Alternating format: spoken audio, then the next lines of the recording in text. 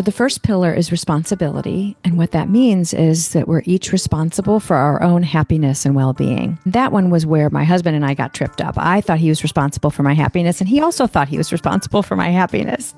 Just from our own upbringing, I really had to dive in and get to know myself and become more authentic. And I really was relying too much on him. And then once that faded, then I was like panicking. Oh, what does this mean? So that really initiated pillar one, which is your relationship with yourself. This is episode number 646 with Dr. Rachel Glik. We are going to be talking about how to heal your relationship. So whether you're single or in a relationship, you're not going to want to miss all the great points that Dr. Rachel Glik is going to be sharing with us. Hi, everybody. I'm Sandy Weiner, and welcome back to Last First Date Radio, where we believe it is never too late to go on your last first date. I'm a dating and relationship coach, and I also work with couples. And I also have written 3 books. My third book was published in September of 2024. It's called Love at Last: True Stories of Falling in Love Later in Life. These stories will inspire you, whether you're in a relationship or not. They are just, all of them, so different and so inspirational. And you can find them all on Amazon. You can just search for Sandy Weiner on Amazon, and you can find all 3 books. Before I bring on my guest, I just want to invite you to join my Facebook group. If you are a woman over 40 and you're not yet a member of Your Last First Date on Facebook, join us there. It is a safe, sane space in the world of support groups for single women. It's usually not very safe and not very sane. It's just a place to come and complain, and that rhymes. So if you want a place that is for positive support, where we have monitors and we monitor the group and we don't let posts go off the rails, join us at Your Last First Date. And now for my guest, Dr. Rachel Glik. She is a licensed professional counselor with 30 plus years as a couples and individual therapist in private practice. Since 2014, she's been a regular feature on the Fox 2 AM show in St. Louis as a relationship and mental health expert. Her book, A Soulful Marriage: Healing Your Relationship with Responsibility, Growth, Priority, and Purpose, was just published February 4th, 2025. So, Rachel, welcome to the show. I'm so happy to be here. Thank you for having me. Let's just talk about how you got into the field of working with couples. I love that question. It actually wasn't going to be my specialty, but through my own marriage experiences, I was sort of stunned by some of the issues we were having after the first couple of years of being married, when I thought like everything was going to be perfect and it had sort of that romantic fantasy. So that was one component. It was kind of my own laboratory of my own marriage. And then the universe just kept sending me couples. The need was there. And it just really kind of unfolded between my own passion for relationships and then also just the need. Yeah, I think when you have your own experiences, you can relate to how other people go through these things, because we're not prepared. No. We are not prepared at all for marriage, for any relationship. And I think a lot of people think the hard work is finding the partner. Dating till you find the partner. That's where it all begins. And then how do you navigate differences and conflict and all the things, the unresolved childhood stuff, all the things that come up in relationships, your communication style. So let's get into what you call the 4 pillars that can positively transform any relationship. What are they? Yes. And they can also enhance, if you already have a good one, it can make it even better. So, so the first pillar is responsibility. And what that means is that we're each responsible for our own happiness and well-being. And that one was where my husband and I got tripped up. I thought he was responsible for my happiness, and he also thought he was responsible for my happiness, just from our own upbringings of the way it had worked, in our parents' generation. So that was our really first discovery of the need for a breakthrough, a change. And so I really had to dive in and get to know myself and become more authentic and kind of individuate, come my own, more of my, I had a path, but I really was relying too much on him. And then once that faded, then I was like panicking. Oh, what does this mean? So that really initiated pillar one, which is your relationship with yourself. And the second pillar is growth. And that is where most people come and find me for counseling. They're having trouble with the growth pillar. And that's where conflict comes in, where the idea, each pillar is a consciousness, is an idea that you translate into how you can act upon it and live by it more and more. But growth is that we use our friction to help us each grow individually and to grow closer together. So most couples, which had included myself at one point, didn't know how to navigate the disconnection or the conflict or the not being able to get our own needs met together in certain ways. We didn't know how to navigate that in order to utilize it for growth. And without that, it starts to implode, really, or fall flat. The growth is what keeps the energy flowing and creative and new and empowering and spiritual, really. And then the third pillar is purpose. I'm sorry, that's the fourth one, is priority, which is that we make each other the most important other person in our lives, and other meaning besides our relationship with ourselves. And we do so in a way that they know it, that they know that nothing is really going to get between the connection in any detrimental way. So that's where you feel cherished, you feel admired, you got each other's back. And you have to really look out for the things that can become barriers, or I call them, like the classic triangles, where things can start to be a wedge between you and your partner. And the final one is purpose. This is the one that's nobody comes to marriage counseling or couples counseling because they are missing purpose directly. But often this is a missing ingredient, and that's a sense of we make the world better through our bond, that it's bigger than just the two of us, that yes, we have purpose in our relationship, even becoming a growing, stronger couple is good for the world, is good for the family, good for the community, but also extending out of your collective and seeing how you can pull your resources together, your talent, your time, your treasure, your kindness, your gifts, your uniqueness, and what might happen if you support each other in your individual altruism or sharing with the world, but how might you also come together and start thinking that way about your relationship for the world? These are all great. I'm wondering how many relationships have all four pillars. It just seems like it's the ideal, but how many actually have all of these functioning well? Yeah. I think many or most of them are missing some degree of all of them because it's kind of endless how far you can go and grow in them. But I think, I offer in the book that where I talk about this is a diagnostic for you to assess where you stand on these pillars. And it really is customized. Like some really often I'll have people kind of back up to pillar one. Like there's some really important work that needs to happen on your own relationship with yourself, whether that's your mental health or your sense of your own individual purpose or your own happiness or your own self-love or, so sometimes, but that's always something we can grow, but sometimes it's jarring or it's really getting in the way. But most couples don't have, I would say some do, have that element of purpose outside of their children, if they have children, that's when I see the most. That is kind of the best kept secret on some level. That's interesting because I was married for 23 years and my marriage began with purpose and didn't develop in most of the other areas. And so he's a comedian and I, at the time, was a working artist, and he hired me to create a poster for his college tour that he was doing. And so we bonded artistically and creatively. And I sort of saw this other side of him that didn't come out through his day to day in his comedy. And so I really admired and respected his playfulness, his ability to think on his feet, his incredible creativity. But in the day to day, he was terrible at conflict resolution. He Mhm. did not know how to talk anything through.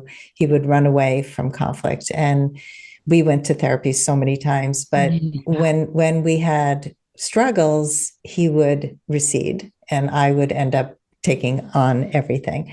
Mm, And so that's partially stuff that I have worked on, stepping back in mhm. relationships and delegating better and picking partners who are better partners or more Yeah, supportive yeah, more partners. selective. Uh-huh. Yeah, yeah, yeah. But I think, as we get older, a lot of people don't continue to grow, and Mhm. I've seen a majority of women who are like on this growth path and are reinventing their lives in later in life and going and taking classes, and often the men are not doing it at the same level.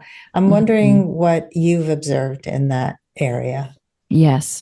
Well, I want to get to that in just a moment, but I want to corroborate what you're saying that while a lot of couples don't have purpose, if they do, it makes the other pillars even more important on some level because you have to navigate many different levels of interaction. But if you don't have the foundational sense of connection and that you could talk about anything and know that you can productively work it through ultimately and that you are cherished, which is pillar 3, then there's not much that your purpose together can really stand on. It becomes kind of empty and over time it's not sustainable. So you really need all 4.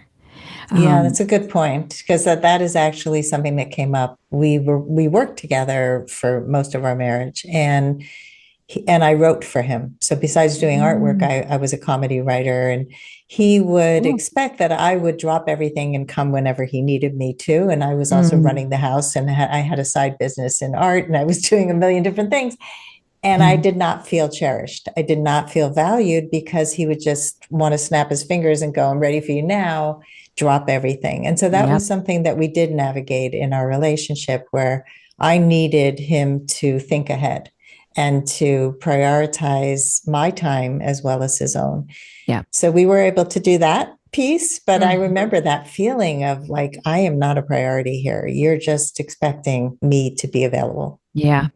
Yeah, no, it's really, really important. That was my husband's pillar he added because he wasn't feeling like a priority Ah. because I was focusing so much on the kids and my next endeavor, but mostly it was the kids. And so he was the one who added that pillar, and it wouldn't have been complete without it. So we really came together on putting this Hmm. together. Even though I wrote the book, he's the subject, in many ways. Our relationship Okay. is. But as far as women and men, there's definitely a different kind of often, and I don't say this in any less than way, but a different spiritual maturity or desire to grow tendency. I do sometimes see it the other way around, where the man or is wanting to grow more, and their partner, who's a woman, is not. But generally speaking, I see that women are more intentional, more conscious, and so that does create a unique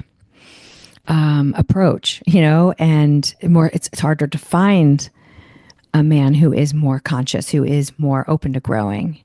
And so, but there's still lots of ways that couples can. It's not like about the zero sum gain of like where you get. It's is there some level of growth relative to where each person is that can still be very fulfilling, even if it's not exactly at the same pace or depth. Yeah, that's an important nuanced way to look at it. And I think a lot of people just write people off because they say, oh, well, I've taken all these courses and you haven't. But people, it's the same thing with education. You can have degrees and not Mhm. be educated. And Yes. so and Yeah. and I can even say as a mom, when I look at my 3 children, they're all at different levels of growth. And I can see the level with which they grow within their own world. And so it's different Exactly. than expecting them to be at the level of another person who might be Mhm. have a daily practice of personal growth. Yes. And I found for me that a lot of my growth has been around slowing down and being patient and not putting so much perfectionism and expectation on my husband, that my growth paradoxically has come through accepting him where he is. Mm. And who grows better when I've learned the pillar three, like when I learned to really just love him, and I felt permission, and that this came from a spiritual teacher from studying the wisdom of Kabbalah, that she just said, just like I watched your interaction and just see what it's like to just let go and just love him exactly where he is. And that has been where he has grown more, when I've let go of my agenda and the pressure. And that being said, when you're really far apart from your partner, then that can be hard to work with. So each person needs to kind of evaluate that. It's not a all or nothing thing that you just accept anyone wherever they are. You both need to be happy. Yeah. So I'm also hearing pillar one here with the responsibility for your part in this, which Yes. is Yes. beautiful. And also the acceptance piece. I mean, I think so many people have shame to begin with, like they bring that from Hmm. childhood. And when we have those expectations placed on a partner, it can bring up a lot of shame. I'm not rising up to meet your level of what I should be. And that can actually make them do less. And I've seen that. Exactly. Yeah. Hmm. Exactly. Or go elsewhere, to try to more Yeah. work or another person or the kids or somebody else, Yeah. to try to feel like they're valued. Right. Or numb themselves because Yes. that also feels good. um, Exactly. yeah. So in your book, you talk about 8 friendships that can Mhm. influence a relationship. I'd love to hear more about that. Sure. This was one of the funnest things kind of downloaded, that I create, felt like creative, that came to me while writing the book. But the first one is, I mean, there's no order necessarily, but I tend to start with emotional friendship. And that's the sense that you have like a confidant, and maybe not sharing everything, as we were kind of talking earlier, but somebody who you could really trust to talk to, somebody that you feel like is attuned, and that you're safe with. That there's challenge, but you're also safe with, and you feel connected.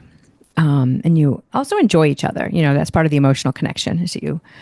And then the second is the sexual and physical connection, or friendship. And there are two different ones. And the physical can be just affection and touchy feely, holding hands. And then the sexual is how frequent, what's the quality of the connection? How well are you matched there? And then the next one is, if you have children or pets, is your parenting friendship.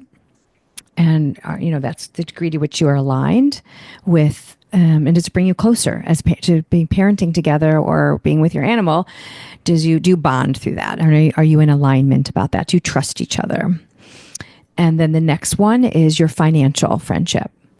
Are there secrets? Do you come with debt that you haven't talked about? Or is there lying? Do you see yourselves as we, not just my money and your money?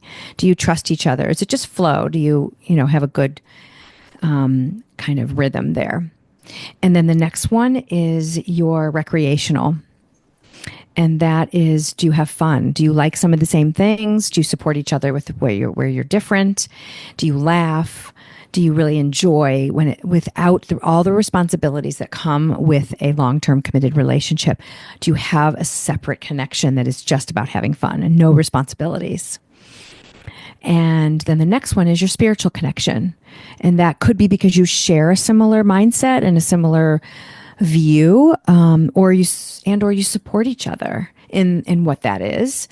It could mean that you, first and foremost, don't pressure or coerce, because there's no such thing as coercion in spirituality anyway. It's an impossibility. But are you supportive, and do you let each other go at your own pace? And sometimes people find their spiritual connection is centered around their shared values, and sense of purpose. And it could mean that your own relationship that you embody as a whole becomes a spiritual aspect of your relationship. And then I think I'm getting to the eighth. Let me know if I'm missing one. I But I think this think, is 7. Oh, this is seven. Okay, then I always have like one that then there is your household, your like domestic, I think I call that one. And that's like, do you do well as roommates? You know, do you handle all the responsibilities and a flow? Does it feel democratic, or does it feel at least harmony? You know, is there harmony about it? Do you talk about it if you're starting to evolve, which many, in particular women, have been evolving with their expectations about that? How are you navigating as it's adjusting throughout your lifespan together, or at this point in your life? And then the next one, and do you delegate well? And then the next one is community, or like extended family. Are you part of an organization, a political or volunteer or spiritual organization? And this community one is often not talked about, but it's what keeps a lot of couples together when they're having bumpy times, like even their own core five of the unit they created is a community. And that can go really well when the individual relationship isn't. And so it's a lot to think about, or it can get in the way. It could be that it's too much focus on the kids, or a mother-in-law, or something outside in your community is actually becoming a wedge in the relationship. So those all can like build your relationship closer, but it also each of these can become where you'll find the problems happening. Wow. I mean, when I do dating coaching, we talk about must-haves and deal breakers. And a lot of these are the must-haves, right? You have to have the emotional connection. You have to have a sexual connection. There has to be an alignment there. And again, it's not that both of you like sex. It's one person wants it once a month, or one person wants it every day or 5 times a day, or one person's into kinky. It's like you have to match each other. And parenting was, I mean, that's a tough one. Yes. The alignment, that's where I struggled so much, because my husband believed that his parents were perfect. He had this idea that they were perfect in how they raised him, and he didn't need to change anything. So I was the problem. And all I did was study parenting and do better. And I want to really listen to my kids' feelings and validate them. And when you're not aligned, you've got this push and pull. You've got so much conflict because you're being undermined. There's inconsistency. Your kids are confused, and pets too. I'm glad you brought that up, because not everybody has kids. Mm-hmm. And some people have stepkids, which is a whole other issue. Yeah, I have a whole section in the book on with priority. How do you navigate stepchildren and create a new family unit? Because that's what you're trying to do. Yes. Mm-hmm. Yeah. Even if people don't live together, just when you see how somebody parents and it's so different from your point of view, and you feel that like they don't set enough boundaries and the kids are taking advantage or whatever it is, this comes up a lot in my practice. Same. And where do you have the right to step in and speak up, and where don't you? Exactly. Yeah. So these are problems that need to be talked about. They need to be navigated. And then financial, so many people keep secrets. I know a lot of marriages that broke up because of hidden money and expenditures without checking in. There were no agreements or broken agreements. Having fun together, man, how many people, a lot of people start out that way, right? They'll start out because, well, we have common interests and we both like the same bands, but there isn't the other stuff, the glue that keeps you together in conflict is not there because you like the same band.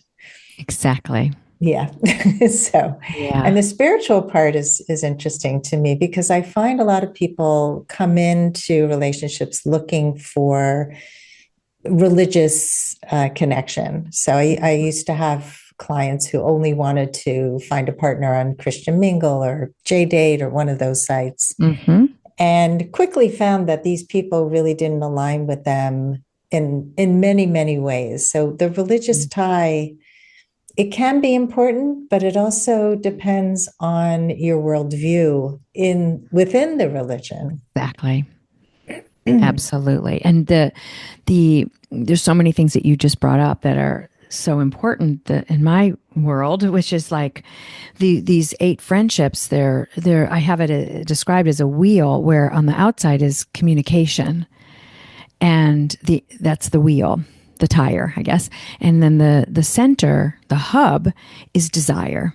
And that's like desire to grow. And without that, which I'm hearing, that was missing. So that's cuts across all of them. You can't really work with that when there's no desire to grow. That's one of the hardest things to really get traction, to try to sustain a long-term fulfilling relationship and heal incidences that occur, is when there's not an openness to grow, because you're just like, so that's really hard to work with. I just wanted to validate that, or just say that, like, not that you need that, but it just is. It's just, and so the religious part is very interesting because, like you said, there's so many different ways people relate to the religion, and it's really more of their spirituality, or where are they in their own consciousness? Where are they in their desire to grow? Because religion can be where you don't grow at all. You just follow the rules. Or, as I see spirituality, is you're evolving and you're working on developing as a human being, and how you can add value to the world, or whatever that is. And so that sometimes people find that it's more of the spirituality that's more important than the actual religion. Yeah, I think in all of this, we need to get more nuanced. When we look for partners, we often look at things that we think are important, and we don't get to that next layer of what is it to that person. Like, I saw things in my husband that were red flags to me from the beginning, but I didn't really understand what the red flags meant. And I didn't understand that they would be deal breakers in the end.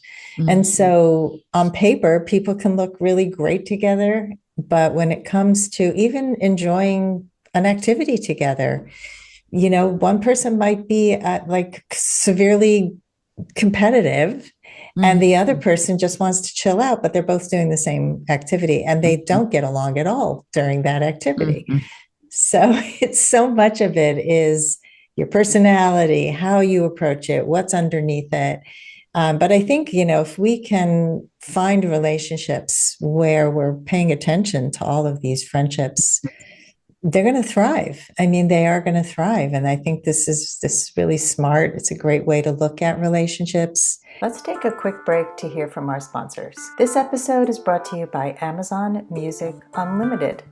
You can listen to over 70 million songs and thousands of playlists and stations. Plus, you can now stream your favorite podcasts, like Last First Date Radio. You can listen to any song, anytime, anywhere, on any of your devices. Get Amazon Music Unlimited for free for 30 days. Just head on over to getamazonmusic.com/last1st date to learn more and claim this offer. I'm actually curious if at the beginning of a relationship, is there something that you can share with our audience that would be a good way to assess growth, like the potential for growth? Yeah, like a growth quotient. Yeah. The readiness to grow quotient. Yeah, yes. Right. A GQ. Yeah, exactly. We can create our own thing now. I think the first thing is to stay grounded in your sense of self. That's kind of pillar one as you are relating with the person. It's so easy to get carried away if you start having some feel goods happen, and to really make sure you stay grounded and listen to your own truth and voice. So kind of slowing down the process also gives time for you to really get to know the person in lots of different settings and see how they respond. It takes a little while for conflict to emerge because you're in that limerence stage typically. And so it sort of just like washes over. You don't really care so much if there's like a friendship that's ailing, or, or that isn't so strong, or a facet of the relationship. So I think kind of really just being mindful to not rush and take it slow and watch, and not judge, but just be discerning and watch. And then when you start having some potential friction, disagreement on what to do in an evening, or some kids that, stepkids, or whatever starts coming up, and you start to notice that there's a vulnerability that comes up, like, you can start experimenting with what it's like to maybe talk about it. See how they handle talking about feelings, or talking about you're feeling, how they respond to you expressing that this is, I notice bothering me. Can we talk about it? Or, and then you can ask them, like you can be, honest and say, I've just really learned that, it's not easy to grow but couples, it's natural to have friction. And so how are you with handling, what has been in your experience? And is it something you'd like to, get better at, or do you think that's important? Or so you could also be direct. Yeah, those are all great Ask. things. I think slowing down first and foremost is Yes. and paying attention to yourself, even a first phone call with somebody, just check in with your body, check in with how are you feeling? Like, it's not just about you people pleasing somebody else and trying to win them over. It's like, do I feel drained right now? Do I feel excited? Do I feel inspired? Am I looking forward to seeing them, talking to them? So many people don't listen to any of those, So any of the true. inner voice. Yeah. Absolutely. Yeah. Yeah. And we can just like, even if we do, we can forget to do it, so, and so it's, just doing your best to make it more of a mindfulness practice to constantly check in. I love that you brought up the body. Absolutely. And then really it's that we can get, and whatever our issues are that we bring to a relationship are kind of coping strategies, where we lose touch with ourselves in some way. We don't want to judge those parts, but kind of being aware of those. And there's something called internal family systems, which I heard somebody that you interviewed who talked about the nervous system. She mentioned internal family systems. I love that. And Yes. you can really do that with couples too, where you get to know the parts and different parts of them. So you can also do that with yourself and journal and create like columns with my core self, which is the one that is the wise mind, that can see bigger picture, that isn't rushing, that feels peace and calm and isn't afraid and is unconditionally loving and to yourself, is filled with self-love. And then you can have other parts like the one that's eager, the one that's afraid I'm not enough, and have them each voice how they're experiencing this new person. Then, because we're not just one, we have so many different voices inside. So it can help us discern and unblend, and another way to help us slow down. Yeah, I love internal family systems. I think Mm. it's just such an important practice. So thank you for Yeah. bringing that up again, because we can't mention it enough. I think Yes. not a lot of people know what it is, but it's a beautiful practice. Let's pivot a little bit to Okay. a term that you use that I really love, and it's called the love seat listening method. Uh-huh. Tell us a little bit Yeah. about how that works, Yeah. especially when people have an emotional argument. Yes. Well, it started because it was like, opposite of the hot seat. But with couples, once they're starting to get embroiled, or it's two egos having a conversation, this is just human nature. There's nothing wrong with us. This is just what we do. And so, what we want to do is slow it down by creating an environment where it's safe and where you can take turns. So, with one person is the one who is in the love seat. It's all about them. I even invite people to imagine you're taking off all your clothes and you're putting theirs on to try to understand them. You don't have to agree, but it's a blending of different methods of communication that I've collected over the years that I really like. And so it comes together in a way where it's more scripted and more structured so that it helps keep the ego at bay, or the reactive part of our nature, the fast thinking system that just wants to react. And it allows some time to slow down for each person to try to feel heard. And so when you're the person who is the listener, you're in the listening seat versus the love seat, then I have you want to try to help normalize and reflect back what you're hearing, the basic active listening skills. And it's very difficult to do. This is simple to understand, very difficult to do. So it's important, the more scripted and structured you have it, it sounds really formal and people resist it, but we need it to start practicing and undoing so many of the patterns we have. We're not given these tools starting in preschool, which is when I think we should be receiving these. It's my one reason I would go picket in DC, is to have these in the curriculum. But and then that you're going to switch, you're going to switch and you're going to be in the love seat, where the other person is going to then give you a chance to be heard and understood, and hopefully validated, and with some empathy, that you try to understand how the person is feeling. And again, there's no right or wrong. There's no agreeing or disagreeing. I just want to make sure that I get you and you feel like I'm understanding you. I love the love seat, opposite of the hot seat, because I Yeah, think we feel exactly. like we're in the hot seat when we're having an argument.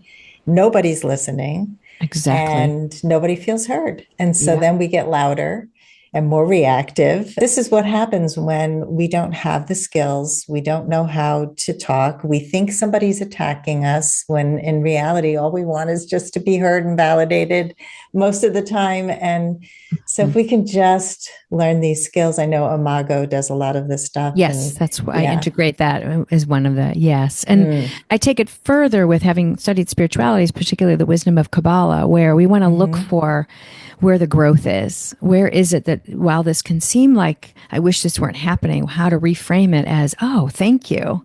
This is going to show me maybe a breakthrough we can have together. So when you really listen well and you feel heard, then if you want to, you can use it to grow and Mm. take it further with like it could start bringing up things from childhood like where did you learn this or how might this be healing a part of you or your lineage or how is this reminding you of something that you really want to work on that and that can only happen when you already have felt like someone's got you and you're so valued and because we don't know the difference between being heard and being loved and prized. It's the same thing.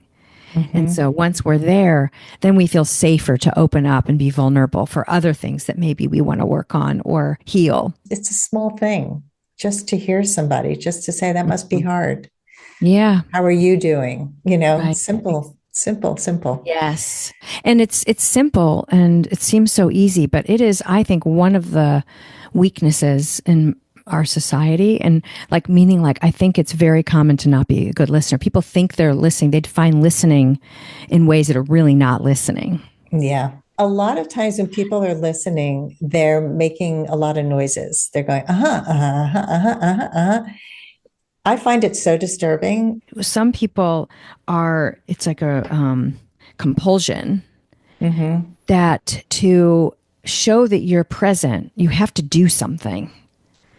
And you don't. You actually just need to just, your countenance can show that you're listening.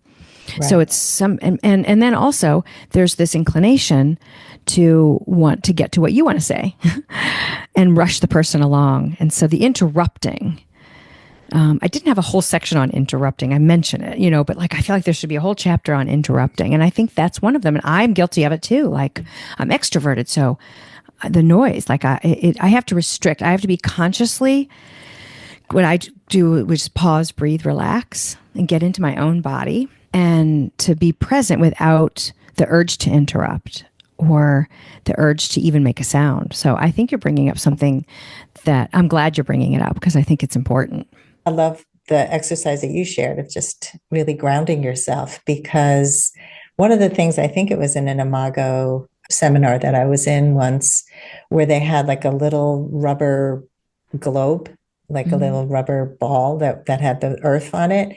And the person who was sitting, who was listening, had to put the earth under their butt, that they were basically sitting on their world, and the other person had a heart or the opposite. I don't know. It was like just you're listening with an open heart, but you're also sitting on your own stuff until you can share.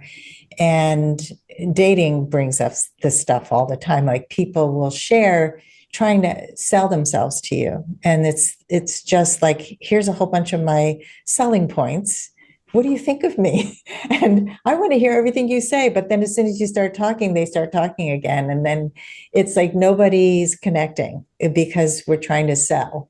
And if we just sit and listen or do something that's conducive to getting to know each other. Like one of my favorite dates is a museum because we can talk about our heritage through the things that we see. We can talk about, I once went to a Curious George exhibit at a museum, at the Jewish Museum in New York, and you could talk about childhood. You could talk about the Holocaust because that's how that whole thing happened. They were running away from the Holocaust. I mean, there were so many things.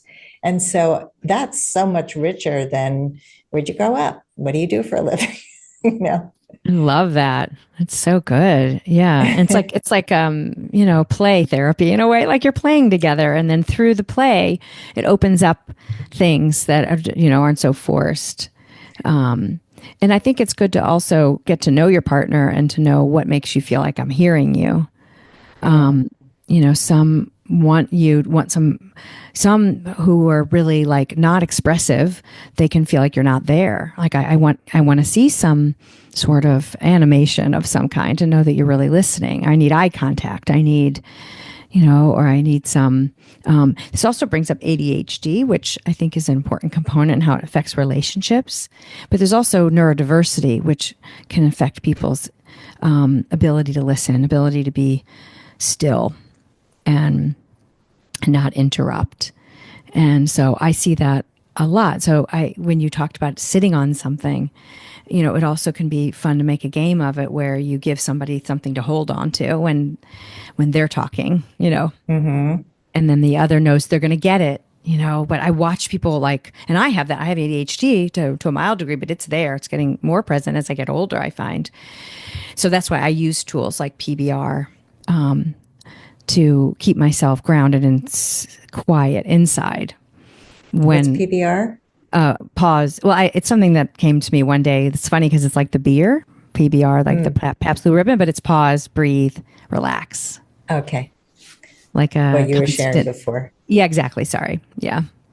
Yeah. Yeah. ADHD is a big topic. I should do a whole show on that because I keep bringing it up because I'm seeing the differences in how people with neurodiversity date and are in relationships and the serotonin, the impulsivity, the all of those things require different skill sets when it comes to getting to know somebody. If you're impulsive and you're sleeping with people too early on, if you're just always looking for those highs and you're not comfortable with the lows, and Mm.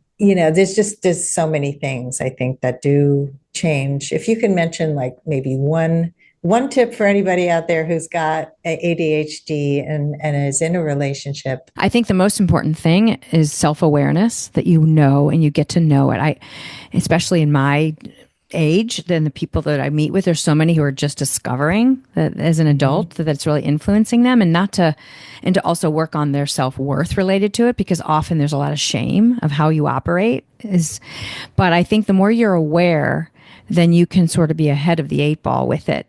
And if you're not aware, you're just going to show up unconsciously. So that's for anything, but especially with ADHD, and to especially be mindful of each person shows up a little differently. Their neurodiversity, but to know where it catches you in the backside, where you get yourself into trouble, and to be very mindful, like if it's impulsivity or if it's rushing or being impatient or interrupting or whatever it might be, not listening, then you really go into it with more important than how is this going to go with this person is, am I going to grow and evolve in the process? I can use this meeting I'm having or relationship I'm developing as a way to try on newer versions of myself, to evolve.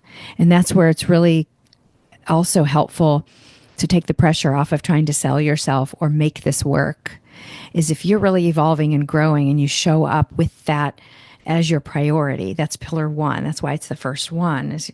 Then it will give you the best chance for whatever's going to happen with this person to bloom. So it's kind of being in two places at once. I'm present with this person, but I know that I am conscious of my growth areas and strengths and areas that I need to develop. And so that you walk in with that. And you can also be open about it, that I have a tendency, and that helps you not be judged and not to judge the other. That this is something I notice that can happen with me when I communicate with people. Just let me know when it's happening, or just know that I'm working on it, you know. Yeah, those are all great tips. I think the awareness piece with everything, like you said, is the first step because you can't change anything you're not aware of. And I think being vulnerable and open about some of the things we struggle with, even just saying, I'm really nervous, or this is what I do when I'm nervous. I talk a lot, and feel free to interrupt me. You know, just to give people an idea about what you need from them and what we need from each other when we fall into some kind of behavior that other people might judge us for without understanding who we are. Mm-hmm. Yes. I would love for you, Rachel, to share one step, something that people could do today to strengthen any relationship. Appreciation comes to mind. If there's somebody in your life that's important to you and you think that that you feel love for them and you feel that they're valuable for you, I would encourage you to spend a little time of pause, breathe, relax, PBR, and just allow yourself to feel and open your heart to the experience of them in your life so that you can kind of slow down and enjoy the experience. Like I say to myself, and I encourage my clients to say, I love you, I care about you, I want what's best for you. And what that means for me personally is I want to have a good life experience. So in this moment, in this relationship, am I having a good experience?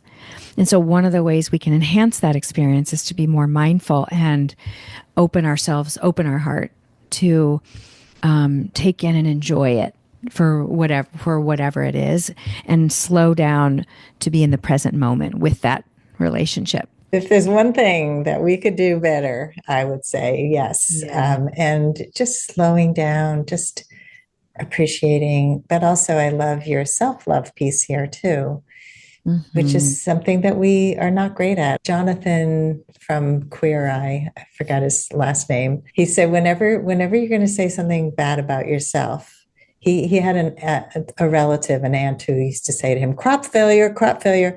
And he said, it's because you're planting seeds. And when you plant bad seeds, you'll have crop failure. I love that. It's just such I an do easy visual, right? So it's just like, tell exactly. yourself, crop failure, like plant a Yeah, better seed. absolutely. Yeah. Yeah. So, Rachel, what are your final words of advice for anyone who wants to go on their last first date? Unless it's really not, if you check your body and it's really not good for you in this relationship, you don't see signs of the person being open to growing, I would allow yourself to embrace the imperfection of the relationship and not expect that of yourself, perfection, but also look out for where you are looking for somebody else to fill something in you, or that you are expecting it to be perfect for it to be fulfilling. And I think that can cut off a lot of potential in a relationship. So again, that's barring something that just really doesn't feel right and you're not honoring yourself in the relationship. But if it's got enough ingredients that you think you can work them, you like being near the person and they seem that there's somebody you could grow with, to then also normalize that every relationship is going to have differences that you are irreconcilable, that you can't find common ground on, and it's how you grow in the process, how you can still find joy in it. So embracing the imperfection is just kind of what came to mind. I love that. Mm-hmm. I think that we often, especially as we get older and we've been through some hard relationships, we don't want to date anybody or be with Mm-hmm. anyone where something goes wrong. You know, Yep.